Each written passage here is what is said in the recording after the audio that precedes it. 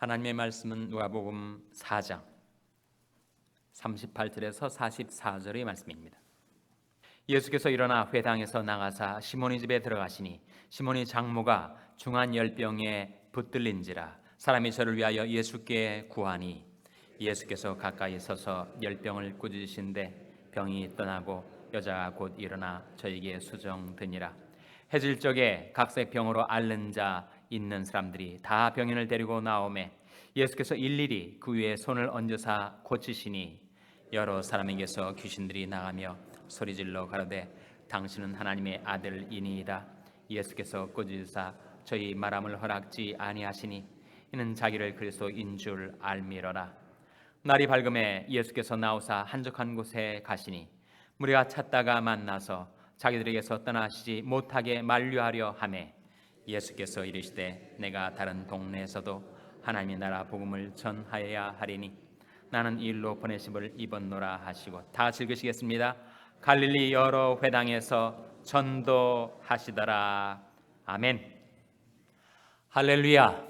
저에게 평강의 복을 기원하는 마음으로 샬롬 인사 나누시기 바랍니다. 샬롬. 샬롬. 사순절 특별 새벽 기도회, 모교 기도회 잘 나오셨습니다. 오늘은 저녁 7시 반에 모교 구역장 모임이 7시 반에 있습니다. 다음 달 구역공과를 준비하는 구역장 모임에 구역장님들은 꼭 참석하시기 바랍니다. 7시 반에 성가대실에서 있습니다. 오늘은 한 장로님, 권사님 가정에서 새벽기도 나오시는 분들을 위하여 따뜻한 국밥을 준비하였다고 합니다. 새벽 예배에 오셔서 따뜻한 국밥 한 그릇 드시고 돌아가시기 바랍니다. 오늘 본 말씀 누가복음 4장 우리 38절 말씀 같이 읽겠습니다. 38절 말씀 시작. 예수께서 일어나 회당에서 나가사 시몬의 집에 들어가시니 시몬의 장모가 중한 열병에 붙들린지라. 사람이 저를 위하여 예수께 구하니. 누가 열병에 걸렸다고요? 시몬의 장모. 시몬은 누굽니까? 베드로죠. 시몬 베드로는 장모님을 모시고 아내가 있고 자녀가 있는 집안이 가장이었는데 예수님의 부르심을 받아서 예수님을 쫓아다녔죠. 그런데 시몬의 장모가 열병에 잡히게 된 것입니다. 그래서 사람들이 예수님한테 그 일을 고하게 되었어요. 그때 예수님께서 어떻게 하셨는가? 39절 말씀해 보시면 같이 읽겠습니다. 시작. 예수께서 가까이 서서 열병을 꾸짖으신데 병이 떠나고 여자가 곧 일어나 저에게 수정드니라. 예수님께서 가까이 서셔서 열병을 어떻게 하셨다고요? 꾸짖으셨다. 안수 기도한 것 같지는 않습니다. 열병을 떠나가라고, 물러가라고 꾸짖으시자 갑자기 시몬의 장모가 벌떡 일어나서 건강이 회복되고 예수님과 제자들을 수정들었다. 그런 말씀이 나오죠. 예수님이 사람들을 고치시는 방식이 다양합니다. 어떤 때는 안수기도 하시고 어떤 때는 그저 말씀으로만 고치시기도 하시고, 그 다음 절에 이루어지는 치유 역사는 안수기도였습니다. 40절 말씀 같이 읽겠습니다. 시작. 해질 적에 각색 병으로 앓는 자 있는 사람들이 다 병인을 데리고 나오매 예수께서 일일이 그 위에 손을 얹으사 고치시니. 예수님께서 병인 한 사람 한 사람 위에다가 뭐를 얹으셨다고요? 손을 얹으셨다. 이게 뭐죠? 바로 안수기도 아닙니까? 손을 얹으셔서 기도를 하셨더니 다 고침을 받았다. 그리고 귀신 들린 악령에 사로잡혀서 정말 괴로움을 당하고 죽을 고생하는 사람들도 다 나음을 얻게 되었습니다. 정말 예수님으로서는 얼마나 힘든 사역을 하고 계신지 모르죠. 한 사람 한 사람 병 낫기를 위해서 기도할 때 주님께서 진액을 쏟아 부으셨지 않겠어요? 얼마나 많은 사람들이 병 낫게 해달라고 고침받기 위해서 예수님께 다가왔는데 일일이 다 안수기도를 해주셨으니 예수님께서 정말 예수님 안에 있는 힘이란 힘은 다 병자들 위해서 쏟아 부으신 거죠. 그런 경무의 하루를 마치시고 그 다음날 어떻게 하셨는가? 여러분 지금 40절 시작하는 말과 42절 시작하는 말을 한번 비교해 보세요. 40절에 그 때를 뭐라고 표현하고 있습니까? 해질 적에. 석양이 뉘엿뉘엿 서쪽으로 넘어가고 어둠이 내려앉는 그때 이런 치료의 역사를 하셨으니 정말 피곤한 하루의 삶을 사셨을 터인데 그 다음날 어떻게 하셨는가? 42절 말씀 같이 읽겠습니다. 시작. 날이 밝음에 예수께서 나오사 한적한 곳에 가시니 무리가 찾다가 만나서 자기들에게서 떠나시 못하게 만류하려 하매. 날이 밝을 때, 마가복음 1장에 보면 새벽 오히려 미명에 동이 터오기 전에 주님께서 새벽 일찍이 일어나셔서 한적한 곳으로 가셔서 뭐 하신 거예요? 뭐 하셨겠습니까? 기도하셨겠죠. 네, 제자들이 예수님을 따라오는 것입니다. 그리고 놀라운 치료의 은총을 받은 사람들이 어떻게든지 예수님을 자기들과 함께 있게 하려고 예수님이 떠나가시는 것을 만류하려 했던 거예요. 그래서 이 시점을 나타내는 이 두 부사구, 하나는 해질 적에 다른 하나는 날이 밝음에를 비교하면서 주님의 하루의 일과를 우리가 상상해 볼 수가 있죠. 주님도 우리와 같은 인간으로 이 세상에 사셨을 터인데 어떻게 그렇게 하루 종일 하나님의 일을 하시고 그 다음 날 또 그렇게 일찍 일어나셔서 기도하실 수가 있었을까? 피곤하시지도 않았는가? 하나님이 아들이시니까 세상에 오시는 구세주니까 우리 인간과는 본질적으로 다른 몸을 가지고 계셨고 따라서 피곤을 안 타셨을 것 같다. 성경 그렇게 증거하지 않죠. 예수님도 똑같이 우리와 같은 연약한 인간의 몸을 입고 이 세상에 사셨습니다. 그래서 한 번은 예루살렘에 올라왔다가 갈릴리로 내려가는 길에 사마리아로 통행하여야 하겠는지라. 요한복음 4장에 누구를 만나러 그렇게 주님께서 주님의 행로를 변경하셨죠? 우물가에 사마리아 여인, 수가성 여인을 만나러.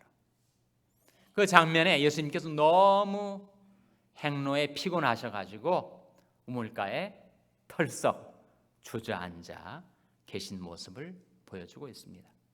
뿐만 아니라 제자들과 함께 질풍노도 풍랑이는 갈릴리 바다에 이려 편주 배 한 척 제자들과 함께 타고 가면서 어찌나 피곤하신지 배 뒷머리에 고물에 주님께서 잠이 드셨어요.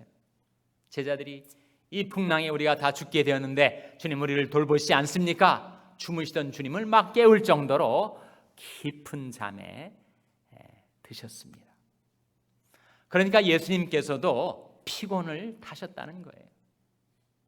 그러나 새벽 기도는 거르시지 않으신 것입니다. 여러분 하루 일과를 마치고 그 다음 날 새벽에 일어나기가 쉽지 않으실 거예요. 예수님께서 우리에게 끼쳐주신 본을 기억하시고 새벽을 깨우며 하나님 앞에 나와 기도하시기 바랍니다. 정 여러분이 몸이 그 피곤을 감당치 못할 정도가 되시면 예수님도 낮에 오침을 취하셨으니까 여러분도 좀 눈 좀 붙이시고 다만 30분만이라도 좀 쉬세요. 나는 낮잠이 도무지 안 와가지고 나는 오침은 못 잔다. 그런 분은 꼭 그렇게 잠들려 하지 마시고 잠을 억지로 의지적으로 잠을 자려 하면 잠이 더 달아나 버리니까 손발 움직이지 않으시고 침상에든 의자에든 가만히 눈 감고 계신 거예요. 이 휴식의 방법입니다.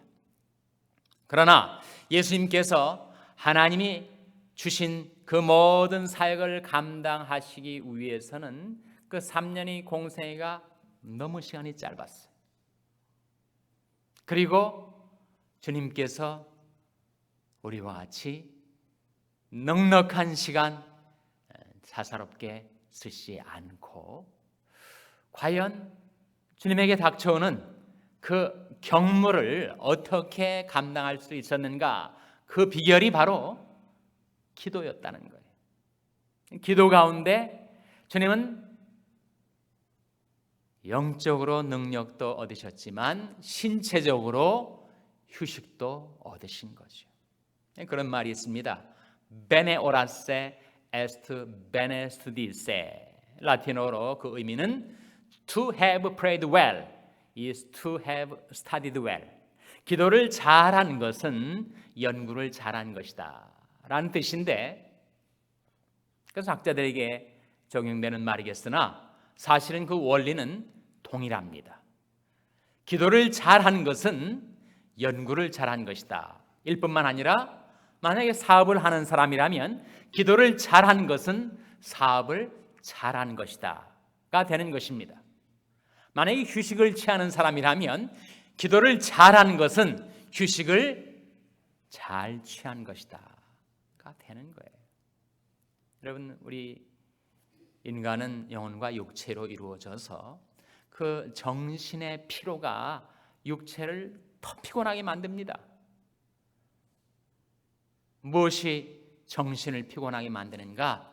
근심, 걱정, 염려, 시름, 장래에 대한 불안과 두려움, 온갖 짐들이 내 심령을 내리누르고 시달리게 하니까 마음이 피곤해져 가지고 몸이 더 쉽게 피곤해지게 되는데, 우리가 기도를 하다 보면 그 모든 무거운 짐을 다 하나님께 계속 내어 맡기게 되니까 그 영혼이 힘을 얻는 거죠.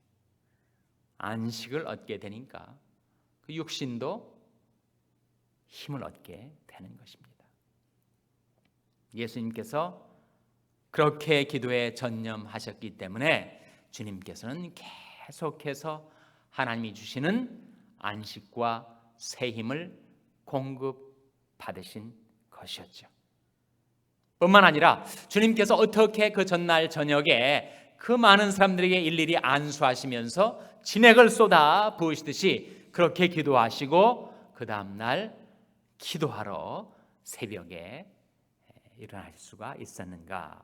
주님은 기도를 무엇으로 보신 것입니까? 기도를 재충전, 능력의 재충전으로 삼으신 것이죠. 여러분, 배터리가 방전이 되면 리차지 해야 되지 않습니까? 재충전해야 되지 않아요? 우리 안에 하나님께서 부으신 능력이 있을 때 그 능력을 쓰면, 방전이 되면 재충전해야 되지 않아요? 어떻게 능력이 재충전이 이루어지는가? 기도 가운데 이루어지는 거죠. 주님이 몸이 피곤하셔도 기도를 더 우선시하실 수 있었던 것은 기도 가운데 능력받아서 영력, 지력, 체력, 필요한 모든 힘을 기도 가운데 재충전 받아가지고 그 다음날 또 새롭게 하루의 사역을 시작하실 수가 있었던 것이죠. 기도는 재충전의 통로입니다. 여러분에게 필요한 힘이 어떤 종류의 힘이든지, 그것이 영적인 힘이든 지적인 힘이든 신체적인 힘이든 사회적인 힘이든 물질적인 힘이든, 정말 그런 힘이 우리에게 필요하잖아요. 영력도 지력도 체력도 인력도 물력도 우리에게 필요한데, 그런 힘을 어떻게 우리가 공급받는가? 기도 가운데 하나님이 우리에게 공급해 주시는 것 아닙니까? 주님은 기도를 주님의 삶의 최우선순위에 항상 두신 겁니다. 어떤 하나님의 일보다도 하나님 앞에 기도하는 것을 주님은 최우선적으로 하셨어요. 그것이 주님의 삶의 비밀입니다. 기도를 능력의 재충전의 기회로 삼으신 것이죠.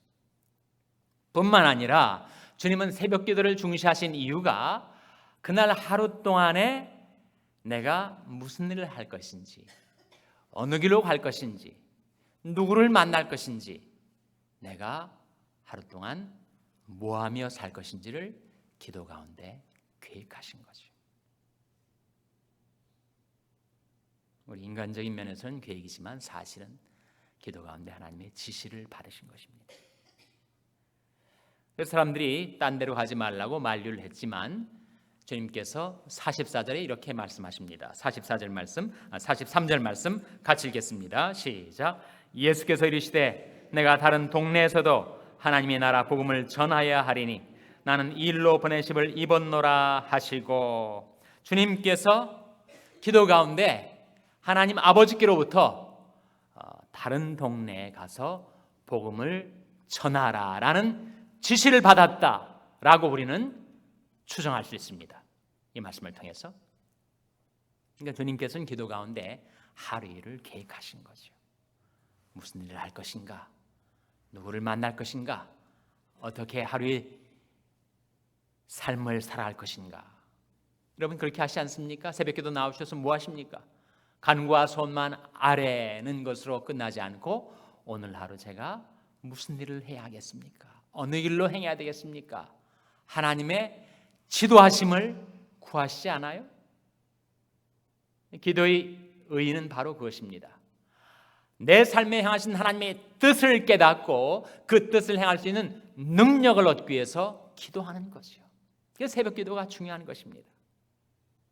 은혜로 이루신 하루의 삶의 첫 시간 하나님 앞에 나와서 기도하는 가운데 하나님께서 내게 어떻게 살라 지시하시는지 내 인생에 대한 하나님의 지도하심을 구하고, 그 다음에 하나님의 뜻을 깨달아도 하나님의 지도하심을 받아도 우리에게 그것을 행할 수 있는 능력이 없어서 우리는 따라가지 못하는데, 기도 가운데 능력의 재충전을 받을 수가 있으니 그렇게 기도할 수가 있는 거죠. 여러분,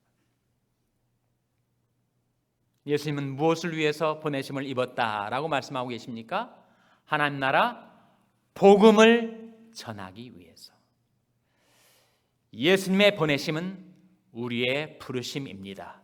하나님께서 예수님을 이 세상에 보내신 목적은 하나님께서 우리를 이 세상 가운데서 부르신 목적이에요. 하나님도 모르고 이 세상에 무엇을 위해 살아가야 될지 삶의 방향감과 목적 의식도 없이 살아가던 우리를 하나님께서 세상 가운데 불러내신 그 부르심의 목적은 무엇인가? 예수님을 이 세상에 보내신 목적이 바로 그것이란 말이에요. 하나님 예수님을 무엇을 위해서 보내셨다고요? 43절에 다시 뭐라고 말씀하고 있습니까? 내가 다른 동네에서도 하나님 나라 복음을 전하여야 하리니 나는 이 일로 보내심을 입었노라. 그것이 우리의 부르심의 목적입니다. 하나님 나라 복음을 전하라고. 샬롬 교회가 이 시대에 이 지역에 세워진 목적, 그것은 하나님 나라 복음을 전하라고. 그리고 실제로 예수님은 그렇게 말씀하실 뿐만 아니라 44절에 보는 것처럼 갈릴리 여러 회당에서 뭐 하셨다고요? 전도하셨다. 전도가 뭡니까? 도를 전하는 것 아니에요? 도가 무엇입니까? 말씀 아닙니까? 여러분이 깨달은 말씀, 여러분이 받은 말씀, 여러분이 은혜 받은 말씀, 감동받은 말씀, 그 말씀 혼자만 품고 살지 말고 그걸 전하라는 거죠. 나누라는 거예요. 자식들과 나누고 이웃과 나누고 불신, 가족, 친지, 혈육과 나누고 그거 하라고 우리를 불러주신 것. 예수님은 하나님이 보내신 그 목적을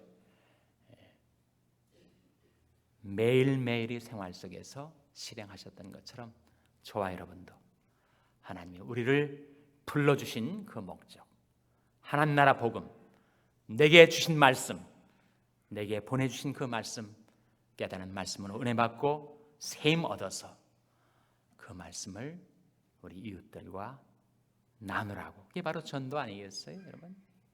전혀 내가 이해도 못하고 실감도 못하는 그런 막연한 이야기를 하는 것이 아니라 내가 받은 은혜, 내가 체험한 말씀, 내 심령에 부딪혀 온 말씀, 내 심령에 감동을 주는 그 말씀을 나도 이웃에게 전달하는 것. 그것이 하나님께서 우리를 불러주신 부르심의 목적을 날마다 실행하며 사는 길입니다. 우리는 연약합니다. 정말 마음도 몸도 피곤해지기 잘하죠. 그러나 예수님께서 우리보다 훨씬 치열하게, 훨씬 격렬하게 인생을 살아가시면서도 어떻게 성공적으로 하나님께서 하라고 하신 일을 다 이루어 하나님을 영화롭게 하실 수가 있었는가? 그 비결이 뭐라고요? 그것이 바로 기도입니다. 기도. 특별히 새벽 기도. 새벽 기도를 통해서 하루 어떻게 살아가야 될지 하나님의 지시하심을 받고, 그리고 그 지시하심을 따라 살 수 있는 능력의 재충전, 그것을 기도 가운데 받으신 것처럼 저와 여러분도 날마다 새벽 올 겸에 하나님 앞에 나와서 하루 동안 어떻게 살아야 될지 하나님이 지시하심을 받고 지시하심을 받은 대로 따라 살 수 있는 능력을 기도를 통하여 재충전 받게 되시기를 주님의 이름으로 축원합니다.